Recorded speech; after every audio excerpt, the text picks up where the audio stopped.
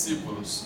Pode ter variação de Bíblia para Bíblia, mas aqui fala do início do chamado de Jesus com relação aos seus primeiros discípulos. Versículo 18 diz assim: andando à beira do mar da Galileia, Jesus viu dois irmãos, Simão, chamado Pedro, e seu irmão André. Eles estavam lançando redes ao mar, pois eram pescadores. E disse Jesus: sigam-me, e eu os farei pescadores de homens. No mesmo instante, eles deixaram as suas redes e os seguiram. Indo adiante, viu outros dois irmãos, Tiago, filho de Zebedeu, e João, seu irmão. Eles estavam num barco com seu pai, Zebedeu, preparando as suas redes. Jesus os chamou, e eles, deixando imediatamente o pai e o barco, os seguiram. Vamos um pouquinho mais para frente agora, no Evangelho de João, capítulo 21. Evangelho de João, capítulo 21.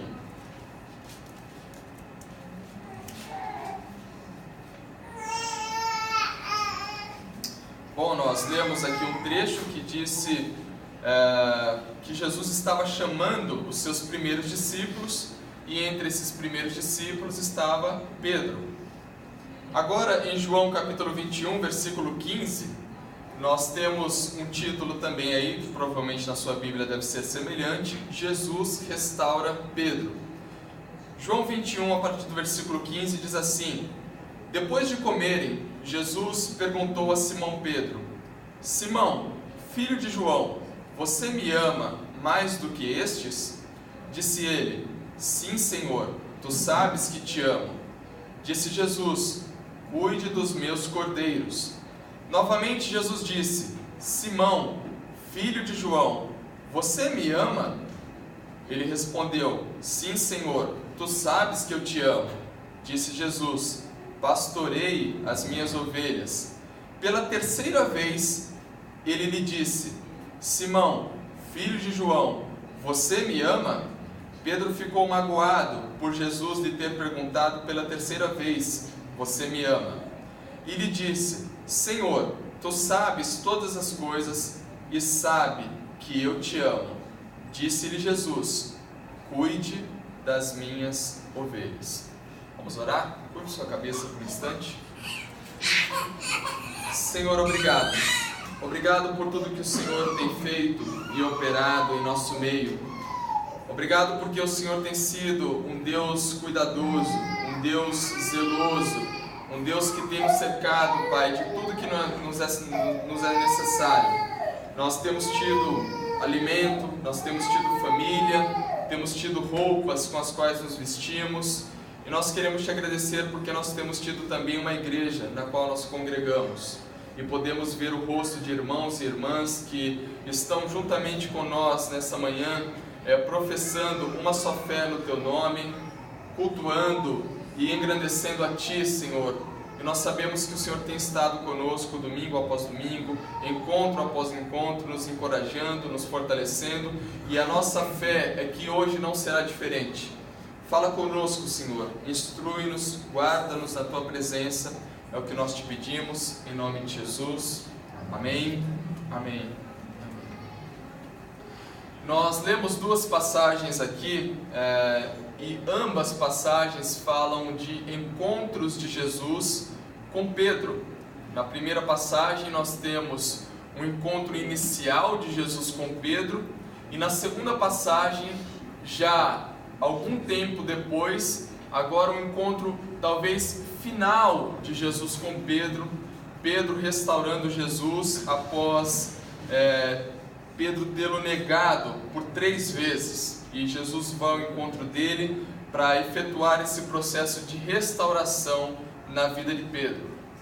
Essas duas passagens que nós lemos, então, elas relatam o encontro de Pedro com Jesus e o reencontro de Pedro com Jesus.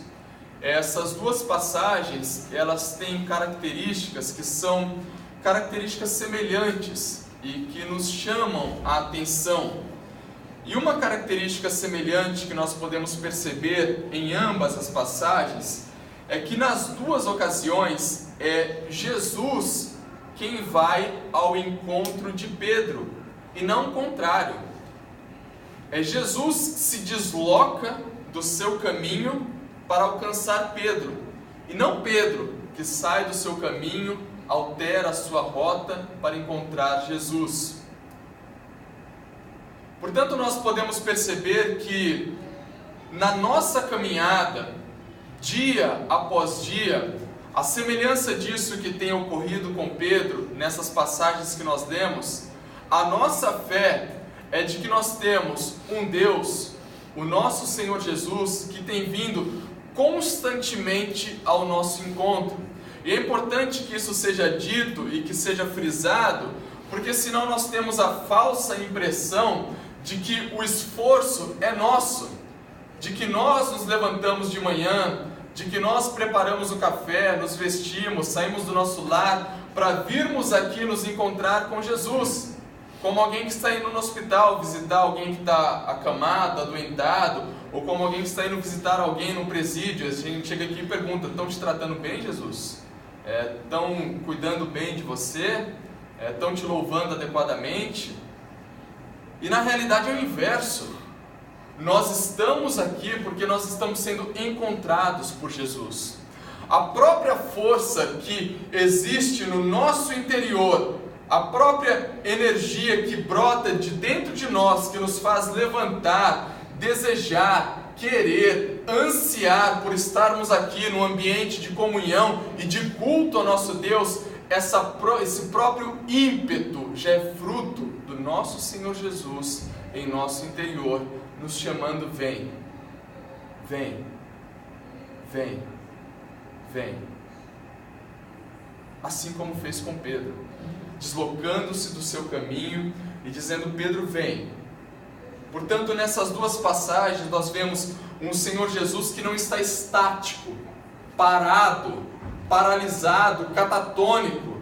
Nós vemos um Senhor Jesus que caminha, que vai em direção, que toca, que convida, que chama, que tira e fala: segue-me, segue-me. Portanto, nós que estamos aqui hoje podemos ter a certeza que se aqui estamos é porque os nossos olhos eles foram abertos pelo Espírito de Deus de tal forma que nós escutamos a voz de Jesus chamando: segue-me, segue-me. E a nossa expectativa é escutar a voz desse Jesus. Nesses dois encontros também, eles se dão no ambiente de trabalho de Pedro. Ambos encontros, o primeiro e o segundo, se dão no local de trabalho de Pedro, onde Pedro trabalhava, na pescaria, lançando redes, no dia a dia, na rotina de vida de Pedro. Imaginem em nosso local de trabalho, o nosso Senhor nos acompanhando e caminhando conosco, e nos motivando, e nos dando consolo, e falando conosco enquanto nós estamos no nosso ambiente de trabalho. Nós vemos um Senhor Jesus que está engajado com Pedro no ambiente de trabalho dele, no ambiente de trabalho dele. E nós falamos no mês passado de quebrar de uma vez por todas essa visão de que nós temos uma fé que funciona muito bem nas estruturas religiosas que nós criamos, mas uma fé que não funciona muito bem nos ambientes onde nós estamos inseridos de segunda a sábado. E isso inclui o nosso ambiente de trabalho. Quando nós olhamos para Pedro lançando as redes, chegando afadigado do trabalho, do seu dia, e se comunicando com Jesus naquele ambiente de trabalho, o paralelo que nós podemos fazer é que no nosso escritório, enquanto nos deslocamos de um lado para o outro, para salas de reuniões, quem está conosco é o nosso Senhor Jesus. Que no pátio da fábrica onde nós trabalhamos, indo de uma máquina para outra, de uma manutenção para outra, quem está conosco, inserido no nosso ambiente de trabalho, enquanto enquanto a nossa vida está acontecendo, é o nosso Senhor Jesus. É uma fé que não fica pendurada do lado de fora, mas o Senhor Jesus que vem para o lado de dentro, juntamente conosco, nas decisões difíceis do nosso dia a dia, nas situações difíceis que nós enfrentamos, um Senhor Jesus que se faz presente conosco enquanto nós estamos trabalhando, enquanto nós temos a nossa dura tarefa de trazer o pão nosso de cada dia para o nosso lar.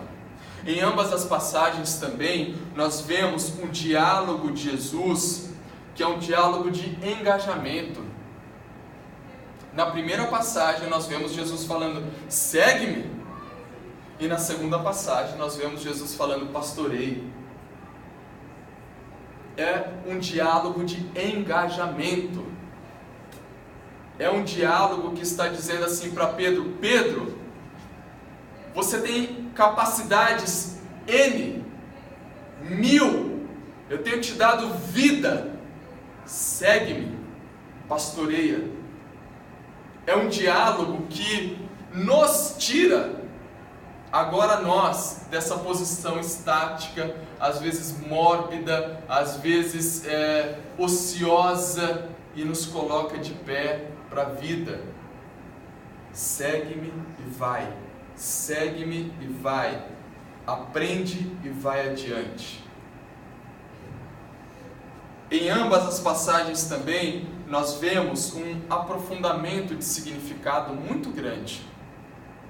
Na primeira passagem, nós vemos o Senhor Jesus falando assim, Pedro, eu te farei pescador do quê? De homens. E na segunda passagem, nós vemos Jesus falando para Pedro, Pedro, pastorei as minhas ovelhas. Te farei pescador de homens e pastorei as minhas ovelhas. Existe um aprofundamento de significado aqui no que Jesus está trabalhando e mexendo com a vida de Pedro. O que Jesus está fazendo com Pedro é dizendo assim, Pedro, olhe abaixo da superfície. Saia dessa visão corriqueira do seu dia a dia. E quando nós aprofundamos isso e olhamos abaixo da superfície, o que nós vemos são pessoas, seres humanos, a vida humana. É o que Jesus está dizendo, Pedro, eu vou te fazer pescador de homens, de seres humanos, de vidas, de carne e osso, de histórias reais e não de histórias virtuais. Eu vou te fazer conhecedor de gente. E na outra, Pedro, pastoreia as minhas ovelhas, olha no olho delas, toma conta, exerce o cuidado pela vida do outro. Existe um aprofundamento de significado aqui. Existe um olhar abaixo da superfície, daquilo que nos deixa às vezes meio assim, iludidos com muita coisa que a gente vê, muita gente, muita curtição, muito compartilhamento, muitos comentários. E o que Jesus está falando, olha, o meu negócio é com gente, é com seres humanos, com pessoas reais. Olhe nos olhos dessas pessoas, pescador de homens, pastor de ovelhas.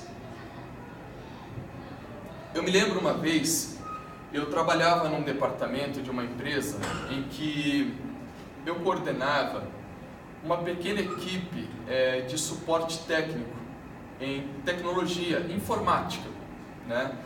Então a minha equipe era responsável por atender os chamados daquela empresa. Então se dava um problema no computador de uma pessoa, alguém da minha equipe ia ser deslocado e atendia os chamados que estavam sendo feitos ali pelas pessoas daquela empresa. E aí uma vez o meu diretor, ele chegou para mim, me chamou na sala dele e falou, Rodrigo, a gente foi chamado para dar uma entrevista para um portal de tecnologia e eu queria que você desse uma entrevista falando da sua área, a área de suporte técnico. Eu falei, poxa, mas a minha empresa tem diversas áreas, por que a minha área de suporte técnico? E logo pensei, por que eu? Porque tem tanta gente mais gabaritada do que eu, com mais conhecimento técnico, muito mais avançado do que eu, mas eu aceitei. E fiquei refletindo naquilo até o dia da entrevista, que o jornalista foi lá, tirou fotinho, tudo, a gente fez as perguntas e eu pude conversar com ele, né? Eu falei, o que tem de diferente no meu departamento dos outros departamentos, né? E refletindo naquilo, eu comecei a reparar uma coisa, que com o tempo, no nosso departamento, nós fomos cultivando o respeito pela pessoa, o respeito pelo outro.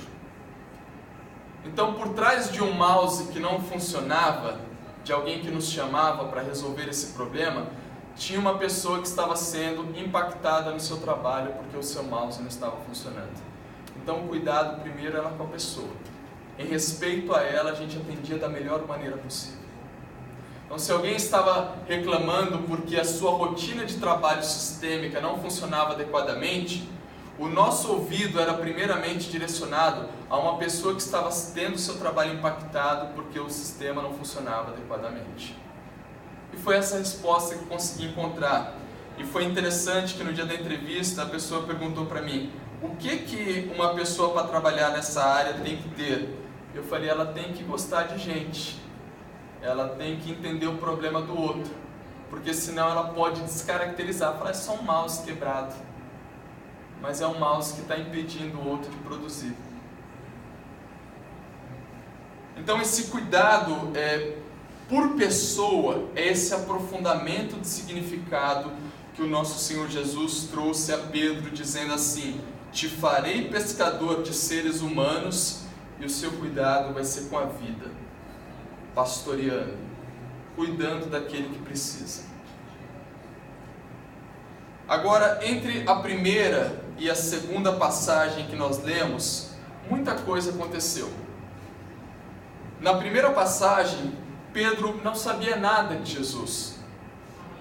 Foi o primeiro contato de Pedro com Jesus. Mas esse contato de Pedro com Jesus, ele foi tão impactante, que Pedro, ele não pensou duas vezes. Ele largou as redes e seguiu Jesus. Como quem diz assim, se é para eu viver essa vida que o Senhor tem proposto, eu largo. Eu deixo. Se é para ter essa plenitude de vida que o Senhor me promete, eu deixo. Eu abandono. Eu mudo. Não há hábitos que vão me prender. Ainda que me doa arrancar, como quem arranca um olho, como quem arranca um membro, eu arranco para ganhar a vida. Amém? Amém. Eu deixo. Isso foi impactante para Pedro. E daí então, a partir desse momento, Pedro começa um período em que ele vive intensamente com Jesus por cerca de 3 anos. Por cerca de 3 anos, Pedro esteve aprendendo diariamente com Jesus, almoçando com Jesus, deitando à noite para dormir junto com os discípulos, não tendo onde reclinar a cabeça, às vezes passando perigo de dia, perigo de noite. Pedro vive intensamente com Jesus. E o caminho de Pedro, ele foi sendo construído enquanto ele caminhava. O caminho de Pedro foi sendo construído enquanto ele caminhava. O que eu quero dizer com isso é que Pedro, ele não esperou condições ideais. Eu vou repetir e eu peço que você preste bastante atenção. Pedro não esperou condições ideais. Ele arregaçou as mangas e foi. Ele não esperou condições ideais. Eu fiquei pensando, quando Deus estava falando comigo sobre essa mensagem, no quanto a gente perde ou deixa de ganhar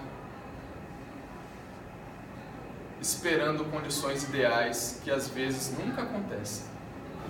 Isso nas diversas áreas da sua vida, da nossa vida. Comigo também é assim. Quantas vezes na área familiar em esperando uma condição ideal, você deixa de aproveitar o hoje com a sua família e de fazer aquilo que está ao seu alcance no hoje com seus filhos. Esperando uma sonhada viagem para o exterior, você deixa de aproveitar a pracinha da esquina que está ao seu alcance no hoje. No hoje, no agora. Esperando o tão sonhada aquisição do Xbox para jogar com seu filho, você deixa de aproveitar o hoje, o rabiscar num papel com ele. E quando a gente traz isso para esse universo de igreja, onde nós estamos inseridos, isso se aprofunda de uma maneira muito interessante, porque a gente diz assim: Senhor, eu te servirei, mas deixa eu primeiro sepultar os meus pais. Senhor, eu te servirei, mas deixa primeiro eu fazer um seminário. Senhor, eu te servirei, mas deixa primeiro eu orar 2 horas por dia. Senhor, eu te servirei, mas deixa eu primeiro me aposentar. Senhor, eu te servirei, mas deixa primeiro eu ler a Bíblia inteira. E esperando essas condições ideais, no hoje a gente fica paralisado. Um monte de coisa podendo ser feita, um monte de coisa podendo ser produzida para gerar vida, e a gente não faz. E essas condições ideais, às vezes elas nem acontecem. Não esperando condições ideais, Pedro, ele vivenciou a pesca maravilhosa. Não esperando condições ideais, Pedro vivenciou 2 multiplicações de pães e peixes. Não esperando condições ideais, Pedro estava sentado no Sermão do Monte. Não esperando condições ideais, Pedro caminhou sobre as águas. Não esperando condições ideais, Pedro esteve na transfiguração, no Getsêmani. Pedro viu a ressurreição da filha de Jairo. Pedro esteve na última ceia. Tudo isso não esperando condições ideais, porque enquanto ele vivia, o caminho ia se desabrochando para ele, as coisas iam acontecendo para ele. E eu penso que na nossa vida é assim também. Na nossa vida nós temos mais incertezas do que certezas.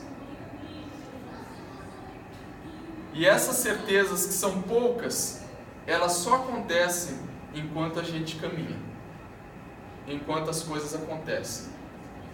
E isso se dá porque nós empunhamos a nossa fé em Cristo, nos colocamos de cabeça erguida e vamos caminhar, não esperando condições ideais. Amém, irmãos? Amém? De modo que já na segunda passagem, onde Jesus restaura Pedro, Pedro já conhecia muito a Jesus, mas ele estava amargurado, estava triste, talvez até pensando em desistir e voltar para a pescaria, porque depois de 3 anos vivendo tudo isso que Pedro viveu com Jesus, o que Pedro fez no final da vida de Jesus terrena? Negou a Jesus 3 vezes. Mesmo após ter vivenciado todas as experiências, Pedro negou a Jesus 3 vezes. E Jesus vai até ele num reencontro de amor.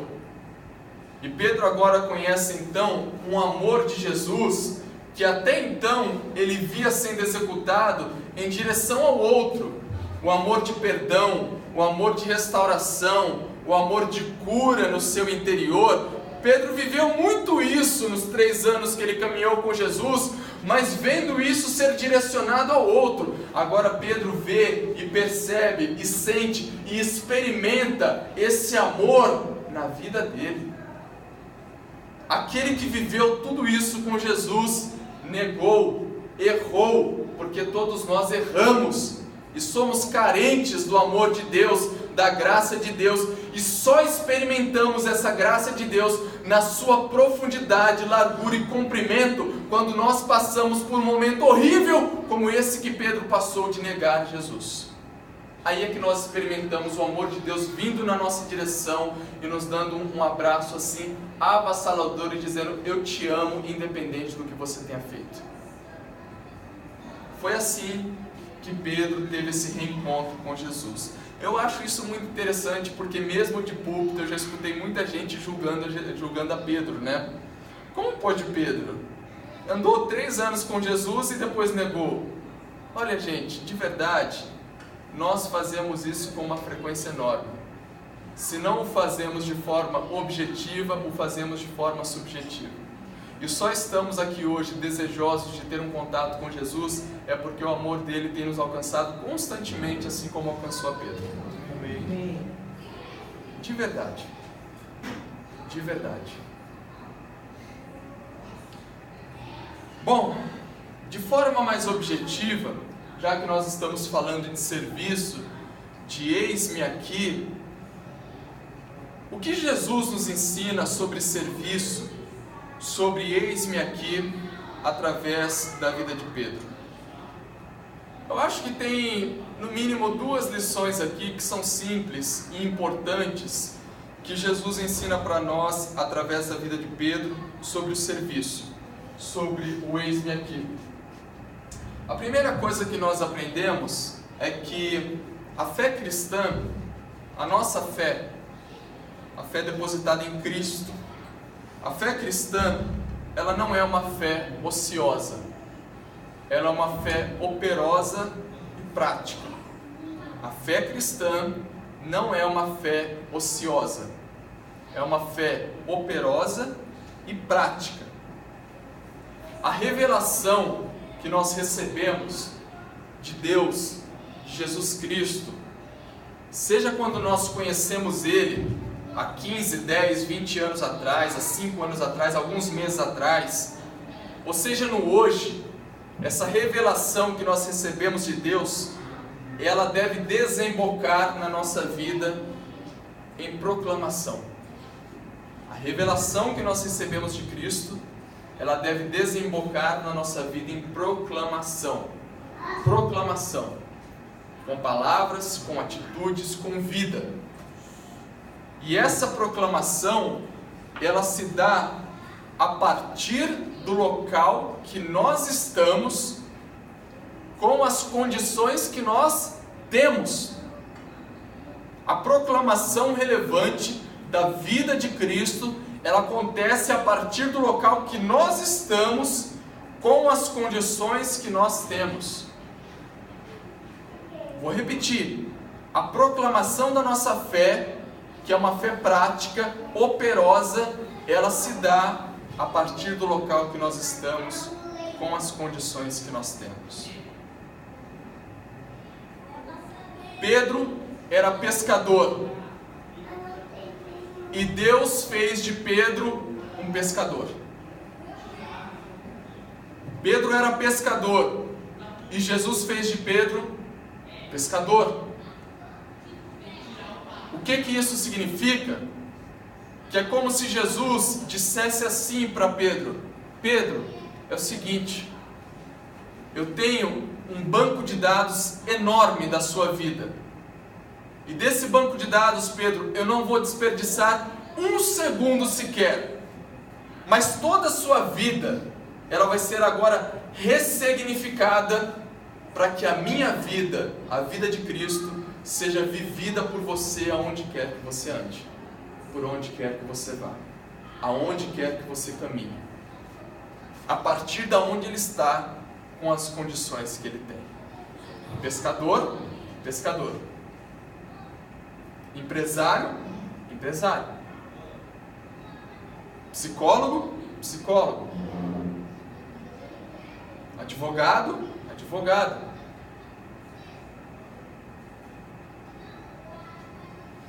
A partir da onde nós estamos, Jesus nos fala assim: vou ressignificar, vou tornar isso novo, vou trazer isso novo, para que através da sua vida, a partir da onde você está, com os recursos que você tem, você possa viver a minha vida proclamando assim a sua fé para todos que estão ao seu redor.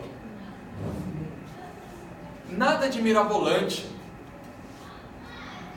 Imagine se Jesus chegasse assim para Pedro: Pedro, segue-me, está aqui, se matricula, ali você vai fazer um curso de discipulado de 3 meses, de lá eles vão te encaminhar para um seminário, quando você sair de lá, você vive a minha vida por onde você andar, e você já não vai ser mais pescador, você vai ser agora um funcionário eclesiástico de uma igreja.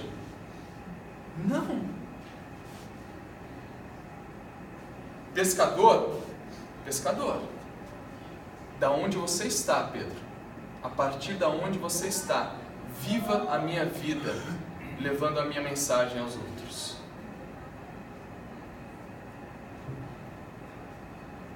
A partir de onde nós estamos? E a pergunta é, onde nós estamos, né? Bom, nós estamos na nossa família. Diariamente nós estamos com a nossa família, nós estamos no nosso trabalho, estamos nos momentos de lazer que nós temos, estamos no nosso convívio social, estamos na igreja. E a pergunta que nós fazemos olhando para esses ambientes que nós estamos é: nesses ambientes onde eu estou inserido, como tem sido a minha fé cristã? Uma fé ociosa ou uma fé operosa e prática, desejosa de proclamar e de viver a vida de Cristo ali? Essa é talvez a pergunta que nós devamos fazer. E de todos esses ambientes que existem, a igreja, ela é um ambiente muito peculiar. Sabe por quê? Porque aqui na igreja nós conseguimos unir de uma forma sobrenatural, eu diria, os dons e talentos de muitas pessoas que estão aqui, dizendo a Jesus: eis-me aqui. Porque para esse culto poder acontecer, para essa reunião poder acontecer, tem professoras dizendo: eis-me aqui, e tornando a sua fé prática, dando aula para as crianças. Para esse encontro poder acontecer, semanalmente, mensalmente, tem pessoas dizendo: eis-me aqui, e entrando em contato com o hotel para reservar a sala, pagar esse local, para que nós estejamos aqui minimamente confortáveis, com ar-condicionado e podendo ouvir a mensagem do Evangelho. Para que esse encontro possa acontecer, nós temos pessoas que têm se dedicado a ensaiar, a se preparar para nos servir na área musical e preparar o nosso coração para receber a mensagem. Portanto, é nesse ambiente que a fé operosa de todos nós pode ser vista como que trabalhando numa grande, enorme engrenagem para a glória de Deus. Amém? Aqui é muito bom ver a nossa fé prática aqui no ambiente da igreja. Quando a gente chega, vê as pessoas preparadas em montar, a Cíntia aqui preocupada com a decoração, outros tirando cadeira, outros montando. Irmãos, a vida com Deus é assim. É na soma de muitos, todos são beneficiados. É um pouquinho que cada um faz, não sobrecarrega poucos. Amém? E um segundo aspecto que nós podemos aprender nessas passagens que nós lemos é que a motivação para esse serviço é o amor. A motivação para esse serviço é o amor. E eu sei que nós estamos no finalzinho, mas eu queria que você prestasse bastante atenção nisso, porque isso pode ser, assim, um divisor de águas na nossa vida. A motivação para servir, a motivação para servir é o amor. O amor. Jesus disse para Pedro assim: Pedro, me amas? Amo. Então pastoreia. Pedro, me amas? Amo. Então pastoreia. Pedro, me amas? Amo. Então, só então, pastoreia. Me ama? Amo. Então serve. Isso porque antes de Deus querer efetuar algo através de nós, Ele quer efetuar algo em nós. Em nós. Antes de querer efetuar algo através, Ele quer efetuar algo dentro de nós. Trabalhar, mexer com alguns aspectos dentro de nós. Daí, então, o serviço, ele surge como uma demonstração de amor. Eu sirvo não para amar e para ser amado. Eu sirvo porque amo e sou amado. Então eu sirvo com espontaneidade, com liberalidade, mesmo encontrando dificuldades. Eu as contorno porque sei que o meu Redentor vive e que por fim Ele se levantará. Então é por amor que nós servimos. O serviço, ele surge como uma demonstração de amor. E assim não é pesado. Não é pesado fazer parte de uma escala para ajudar em alguma área. Não se torna um peso fazer parte de uma estrutura que tenta prover, seja aqui ou em qualquer outro lugar, o mínimo necessário para que as pessoas possam cultuar a Deus de maneira mais focada, mais objetiva. Agora, é triste quando nós vemos, e isso é muito comum se observar também em igrejas, que muitas pessoas elas servem por motivos equivocados. Tem pessoas que servem na igreja por culpa religiosa. Então a pessoa serve com aquele sentimento de culpa, né? Porque assim, eu vou fazer, porque se eu não fizer, Deus não me abençoa. Então tem uma culpa embutida aí nesse negócio. Ou eu vou fazer para não ser penalizado por Deus. Essa não é uma motivação adequada. Ou eu vou fazer por inveja, porque eu estou vendo outros se destacar usando os seus dons e talentos, então eu quero fazer também. Ou vou fazer por orgulho, ou vou fazer por disputa. Não. O mundo faz isso. O mundo age dessa forma. Nós somos conhecidos por servir uns aos outros pelo amor. É o amor de Cristo que nos constrange. É o amor de Cristo que nos motiva a servirmos uns aos outros e dedicarmos uns aos outros o nosso melhor. Amém, irmãos? Amém. Eu creio que nessa série que nós temos aqui de fevereiro, dizendo, eis-me aqui, eu creio que Deus nos trouxe até aqui para nos fazer um desafio. E o desafio é que nós consigamos tornar a nossa fé prática, a nossa fé operosa. O nosso desafio que talvez Deus esteja nos dando hoje é: pede e te darei. Eu creio que Deus está nos falando hoje assim: pede e te darei. Pede e te darei. Pede para mim um lugar para você servir e eu vou te dar esse lugar. Um lugar que não seja estranho a você, mas de pescador você vai ser pescador. A partir de onde você está, com os recursos que você tem, pede, eu vou te dar. É o que Deus tem falado para nós essa manhã. Pede e eu te darei. Eu creio que talvez algumas pessoas estejam como Pedro aqui nesse período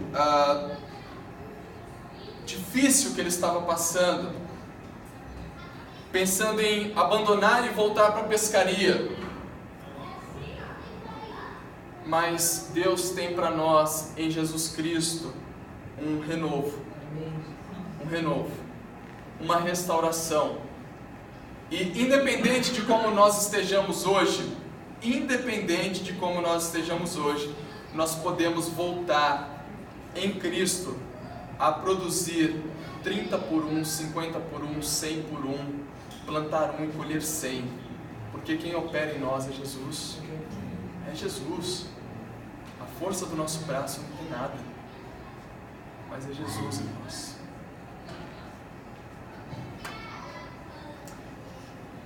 Isso porque o mesmo Jesus que estava com Pedro é o Jesus que está conosco hoje. Pai, irmãos, eu creio nisso. Eu creio, como diz Hebreus, que o mesmo Deus de ontem é o Deus de hoje e é o Deus de amanhã. É o Deus de amanhã. Talvez entre o nosso primeiro encontro com Jesus e o nosso encontro hoje com Jesus, muita coisa tenha acontecido. Mas hoje Deus vem em nossa direção com seus braços de amor, dizendo assim para mim e para você: pede, pede, eu vou te dar. Amém? Amém. Vamos ficar em pé? Vamos orar?